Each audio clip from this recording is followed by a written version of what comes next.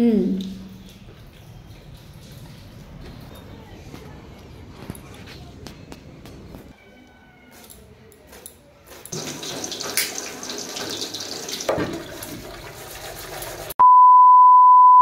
সোনা মায়ের বয়স 5 মাস হওয়ার পরও আমার কি ব্রেস্ট মিল্ক ঠিকঠাক আসছে, মানে আমার সোনা মা কি ঠিকঠাকভাবে ব্রেস্ট ফিডিং করতে পারছে? পুরো ভিডিওটা দেখতে থাকো, তাহলেই তোমরা তোমাদের অ্যান্সার পেয়ে যাবে। তো hello everyone, good morning and welcome back to my channel. তো আশা করি তোমরা সবাই খুব ভালো আছো, আর আমরাও কিন্তু বেশ ভালো আছি। ঘড়ির কাঁটায় এখন বাজে ঠিক সকাল 7:30, আর এখন থেকে তোমাদেরকে সাথে নিয়ে আমি আমার আজকের দিনটি শুরু করলাম। আজকে ঘুম থেকে উঠে সেভাবে কোনো বাসি কাজ আমাকে করতে হয়নি, কারণ কালকে রাতে তো আমার ননদ এসেছে। তো সকাল সকাল দিদিভাই ঘুম থেকে উঠে সমস্ত বাসি কাজ সেরে নিয়েছে।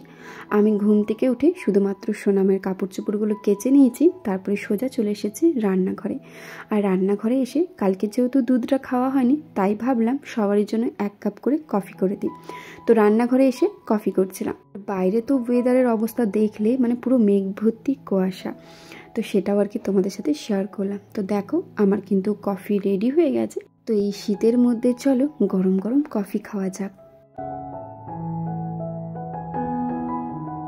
আজকে বাবুর স্কুলে মিটিং ছিল, তো যার জন্য দিদি ভাইকে, বাবুকে আর তোমাদের দাদা ভাইকে সকাল 8টার মধ্যে বেরোতে হতো। তো বেরোতে বেরোতে ওই 8:10-15 বেজে গেছিলো। তো তোমাদের দাদা ভাই আর বাবু দেখো বাইরে অপেক্ষা করছে। তো দিদি ভাইও এখন চলে গেছে। তো এখন দিদি ভাইরা যাবে তোমার বাবুর স্কুলে, বাবুর মিটিংয়ের জন্য। তো বন্ধুরা, আমরা ঘুম থেকে উঠেছি ওই 7টার দিকে, আর আজকে বাড়ির সব কাজ আমার দিদিভাই করে নিয়েছে, আমাকে কিছু কাজ করতে হয়নি। তো দিদি উঠেছিল তোমার ওই কটার সময়, 5:30টার সময়। 5:30টার সময় উঠে সব কাজ করে নিয়েছে। ঘর মোছা, ঘর ঝাড় দেওয়া, সোনামায়ের সমস্ত কাপড় চোপড় কাচা, বাসন ধোয়া সবটাই দিদি করে নিয়েছে। আমি শুধু ঘুম থেকে উঠে ঘরটা মুছে দিয়েছি। তো এখন দিদি আর তোমাদের দাদাভাই আর বাবু গেল মিটিংয়ে, মানে বাবুর স্কুলের মিটিং আছে, প্যারেন্টস মিটিং। তো সে আর কি গেল, চলে আসবে তাড়াতাড়ির মধ্যে, 10টার দিকে চলে আসবে। আর এখন 9:45 বাজে, এই যে দেখো এখন 9:45 বাজে। তো আমি আর আমার সোনামা একা আছি। আর রুমের অবস্থা দেখো, চারিদিকে ছড়িয়ে ছিটিয়ে আছে। তো সোনামা যদি একটু ঘুমোয় তবে এগুলো আমি সব গুছিয়ে নেব, আর না ঘুমোলে একা হাতে করাটা তো সম্ভব নয়। আর বাইরে এত পরিমাপে কুয়াশা পড়ে আছে, এখন পিসিতে বাড়ি তো সোনামাকে দিয়ে আসতে পারবো না, যেহেতু বাইরে প্রচণ্ড কুয়াশা আছে। তোমার কি হয়েছে, এত জেদ কেন করছো তুমি? আর আমার সোনামা দিন দিন এত জেদি হয়ে যাচ্ছে যে কি বলবো, ওকে রাখা না মুশকিল হয়ে যাচ্ছে, প্রচণ্ড জেদি হয়ে যাচ্ছে। বাজে মেয়ে, পচা মেয়ে, মায়ের কথা শোনে না, মেয়েটা আমার বাজে মেয়ে। তো সোনামাকে ভাবলাম সকালে ঘুম থেকে উঠে মধু আর তুলসী পাতা রস দেবো। তো আমি না মধুটা খুঁজে পাচ্ছি না কোথায় আছে, চারিদিকে খুঁজে দেখলাম কিন্তু কোথাও খুঁজে পাচ্ছি না। তো দেখি তুলসী পাতা রসটাই শুধু দিয়ে দেবো। চলো খাবে, চলো চলো খাবে, চলো। তোমাদের মনে অনেকেই প্রশ্ন যে দিদি ভাই তোমার কি ঠিকঠাক এখনো পর্যন্ত ব্রেস্ট মিল্ক আসছে? সোনামা তো দেখতে দেখতে 5 মাসের হয়ে গেল, তোমার সোনামা কি ঠিকঠাকভাবে ব্রেস্ট ফিডিং করতে পারছে? তো চলো তোমাদের প্রশ্নের উত্তর দেওয়া যাক। তো বন্ধুরা, আমার সোনামা কিন্তু ঠিকঠাকভাবে ব্রেস্ট মিল্ক পাচ্ছে, তবে মাঝে সাঝে না ও খুব কান্নাকাটি করছে, বুঝে উঠতে পারছি না যে ও কি ব্রেস্ট মিল্ক ঠিকঠাক পাচ্ছে না পাচ্ছে না। তবে আমি যখন আমার ব্রেস্ট মিল্কে চাপ দিয়ে দেখছি তখন কিন্তু ঠিকঠাক মিল্ক বেরোচ্ছে, তার মানে মনে হয় সোনামা ঠিকঠাকভাবে ব্রেস্ট মিল্ক পাচ্ছে। আসলে যত বড় হচ্ছে তো তত দিন দিন ওর জেদটাও বেড়ে যাচ্ছে। এত ছোট বাচ্চা ঘুমের আগে এমনভাবে কান্নাকাটি করে, বা খুব জোর যদি ওর খিদে পেয়ে যায় এমনভাবে কান্নাকাটি করে, ওকে চুপ করাতে প্রায় 30 মিনিট সময় লেগে যায়। আর সেই মুহূর্তে আমরা বাড়ির প্রত্যেকটা সদস্য খুঁজে পাই না যে ওকে কীভাবে চুপ করানো যায়, মানে এত পরিমাপে ওর জেদটা বেড়ে যাচ্ছে। তখন আমার মনে কোথাও একটু হলেও প্রশ্ন আসে যে আদৌ কি সোনামা ঠিকঠাকভাবে ফিডিং করতে পারছে, বা আমার ঠিকঠাকভাবে মিল্ক বেরোচ্ছে? তো এই প্রশ্নটা বারবার মনে হয় যখন আর কি সোনামা খুব জোরে কান্নাকাটি করে।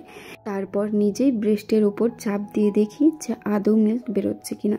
কিন্তু আমি যখনই চাপ দিই তখনই কিন্তু ফিং দিয়ে মিল্ক বেরোয়। তার মানে মনে হয় আমার মিল ঠিকঠাকই আসছে। আসলে সোনামা বড় হচ্ছে তো, তাই ওর জেদটা দিন দিন বেড়ে যাচ্ছে।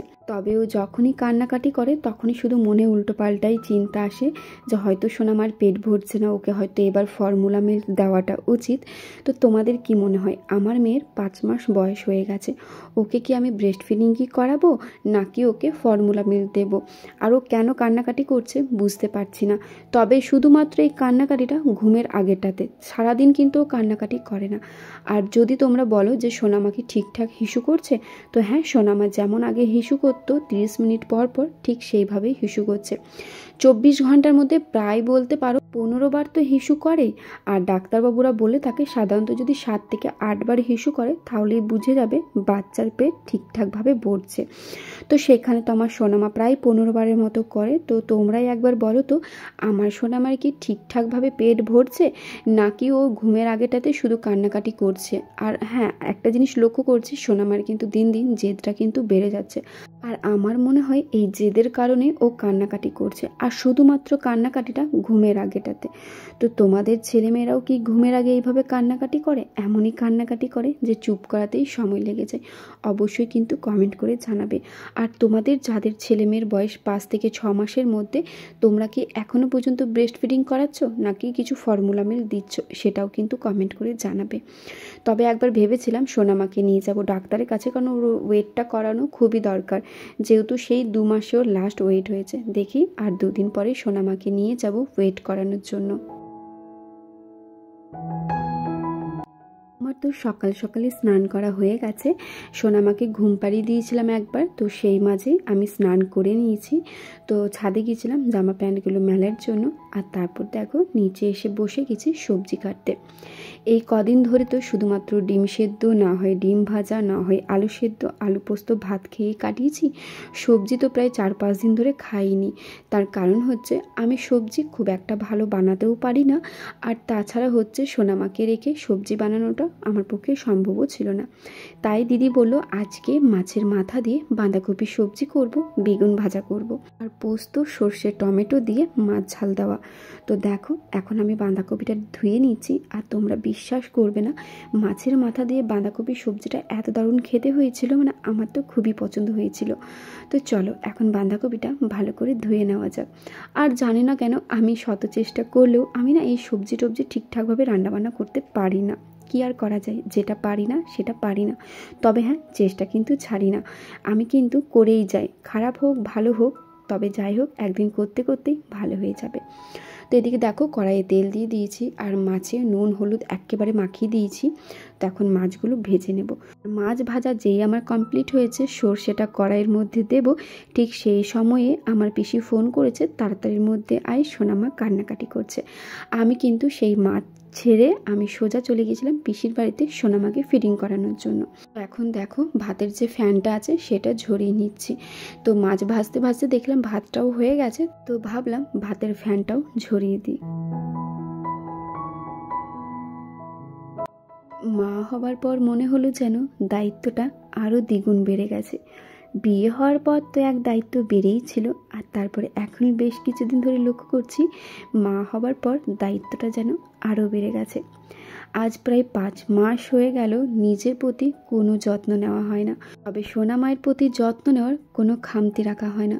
শত ব্যস্ত থাকলেও মনে হয় যা হচ্ছে হোক, আগে মেয়ের যত্ন নিতে হবে। তাই যতই কাজ থাকুক না কেন, আগে মেয়ের প্রতি নজর রাখতে হবে। তো এই জিনিসগুলো লক্ষ্য করছি সোনামা হবার ঠিক পরের থেকে। তো এইটা মনে হয় প্রত্যেকটা মেয়ের মধ্যে এই দায়িত্বটা চলে আসে যখন আর কি সে মা হয়ে যায়। কথাটা কেন বললাম জানো তো? এই যে দেখো এখন আমি বাসন ধুতে এসেছিলাম, রান্নাবান্না হয়ে গেছে, আর ঘড়ির কাঁটায় প্রায় 12:30 মতো বেজে গেছে। তো বাসন ধুতে ধুতে দেখি সোনামা কান্নাকাটি করছে, মানে সোনামার পিসিমণি সোনামাকে স্নান করাচ্ছিল ছাদের মধ্যে, যেহেতু রোদটা ভালো এসেছে। তো সোনামা কান্নাকাটি করা দেখে না, আমি প্রথম যখন কান্নাকাটিটা শুনলাম একটু চুপ করে গেলাম, ভাবলাম হয়তো এরকম কান্নাকাটি করছে। তারপর যখন দেখলাম যে না, মেয়ে চুপই করছে না, তখন সমস্ত কাজ ফেলে দৌড়ে গেছি সোনামায়ের কাছে। আর তোমরা বিশ্বাস করবে না, সিঁড়ির মধ্যে দৌড়াতে গিয়ে না স্লিপ কেটে পড়ে যেতাম। যাই হোক, পড়ে যায়নি। তো সেটাই আর কি ভাবছিলাম যে সত্যি মা হওয়ার পর প্রত্যেকটা মেয়ের মধ্যে কিন্তু দায়িত্বটা দ্বিগুণ বেড়ে যায়। তো এখন দেখো এদিকে বসে গেছি আমলকি কাটতে। তো আমলকিটা একদম ছোটো ছোটো কুচি কুচি করে কেটে নেব, তারপর রোদের মধ্যে শুকাতে দেব। তো এই আমলকিটা আমি কেন খাবো সেটা তোমাদের সাথে আমি অবশ্যই শেয়ার করব, তবে সেটা এখন না। যদি আমলকিটা খেয়ে আমার কাজ দেয়, মানে যে কাজের জন্য আর কি খাওয়া হচ্ছে, যদি মনে হয় যে না আমার কাজে দিচ্ছে, তবেই কিন্তু আমি তোমাদের সাথে শেয়ার করব যেটা আমি কেন করছি। তার আগে কিন্তু একদমই শেয়ার করতে পারবো না। তোমরা কমেন্ট করলেও আমি কিন্তু এই বিষয়ে কোনো কথা বলবো না। এই বিষয়ে কথা সেদিনই বলবো যেদিন আমার কাজ দেবে, মানে আর কি যে কাজের জন্য খাওয়া হবে। তো চলো ভিডিওটাও তাহলে এত দূরে রাখলাম। ভালো লেগে থাকলে অবশ্যই like, comment, share and subscribe করে আমার পাশে থেকো। দেখা হচ্ছে খুব তাড়াতাড়ি অন্য কোনো নতুন ভিডিওতে। তো দেখো আমলকি আমার ধোয়া হয়ে গেছে, তো এখন নুন মাখিয়ে রোদের মধ্যে শুকাতে দেবো। তো চলো টাটা।